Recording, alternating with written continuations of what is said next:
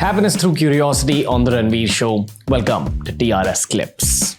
What is the purpose of outer space? Like the universe, we know it's out there. Ancient humans knew it's out there. Ancient humans also knew that asteroids come from there. You know that these are things out of our control. For example, there's something called the torrid meteor stream that hits Earth every 10,000 years or so, and it's been responsible for all these events. What are we supposed to make of the big nothingness out there? Is that God's way of saying that, listen, you're very small? Or is it something else? Are we supposed to go out there like Elon Musk is trying to occupy Mars? And then I'm sure, we've had an astronaut on the show as well who explained to me that space travel works in increments. Right. So first you'll figure out how to go to the moon, then you'll figure out how to go to Mars, then you'll figure out how to go to the next planet, etc., etc. But what is the purpose of space? Why does it exist? This is astronomy, no? Spirituality will teach us something different. Okay. We have to go, but we are going to go to the soul world, which is beyond this universe. Yeah. Where did we come from? And why is the population still increasing? Population has always been on the increase. Is it because animals are turning into human beings? No, animal doesn't become a human being. Okay. A human soul will take birth as a human soul with your sanskar and with your karmic account. But why is population still increasing? Population is increasing because we're coming from the soul world. And that's why, if you see people say, oh, I want mukti, I want moksha, I want to get out of this thing. And we always look up somewhere. We're not very clear what's there up somewhere. But we keep saying, I want to go home. I want to come out of this birth, rebirth cycle. Even when we think of the divine, when we think of God, we go there. The place of worship or the temple could be here in my room. But when I say God, I'll go there.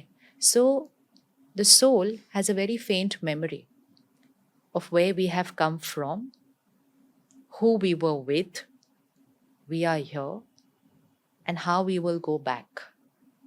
And that is that timing which is coming now.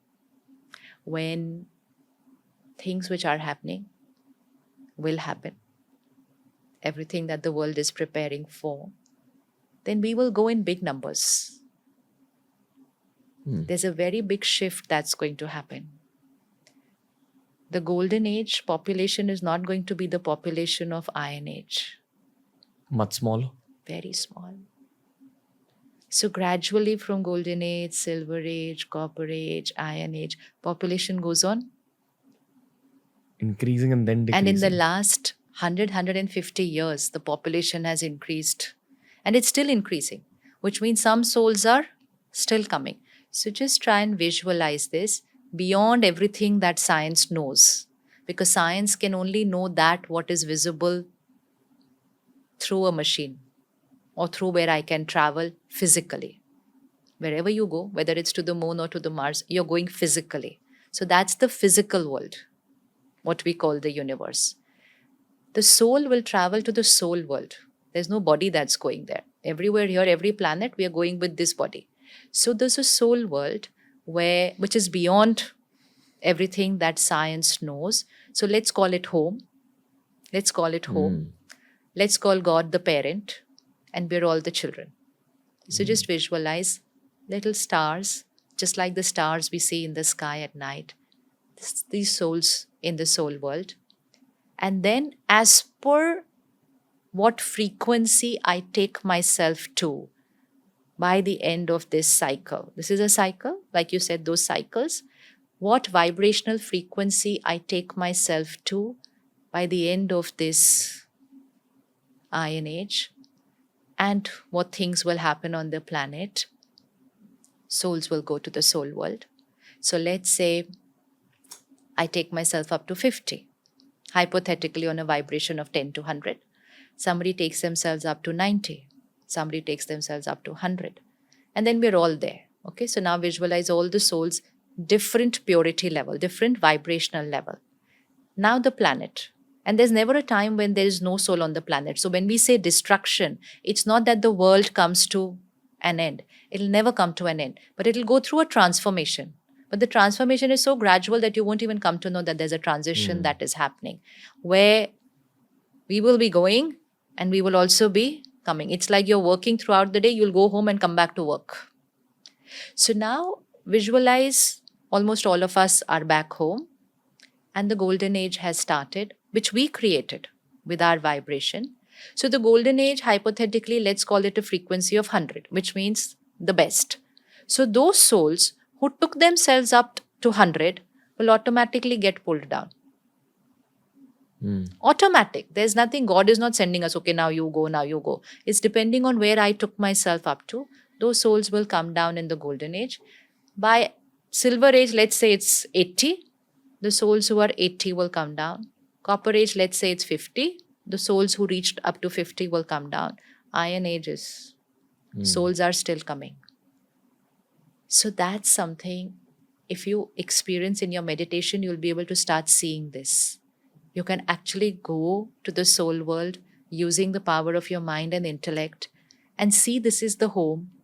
This is that divine parent. Connect with that divine parent, because only connecting to the higher power will start raising your frequency. It's like, again, connecting the phone to the powerhouse. You have to connect. A battery connecting to a battery cannot charge, but a battery connecting to a powerhouse. So this is the time, the change of cycle, where souls will be going home, which the souls are asking for. Oh, we want to go, we want mukti, we want to go home. And then we will start coming as per our vibrational frequency, and the world will again come into a cycle. So what you said, it goes into a cycle. Yes, it goes into a cycle. And there is a destruction, but destruction doesn't mean everything finish, but yes, a lot of upheaval. A lot of upheaval. And we're going through one right now. We are, and it's only going to increase. It's obvious. We can see what's happening on the planet, whether it's in terms of environment, whether it's in terms of... And these things have happened before. These things have happened before. It's a cycle. Morning was there before.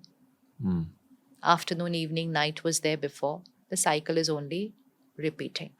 So this will be a time of a lot of upheaval, but along with that, a time of awakening.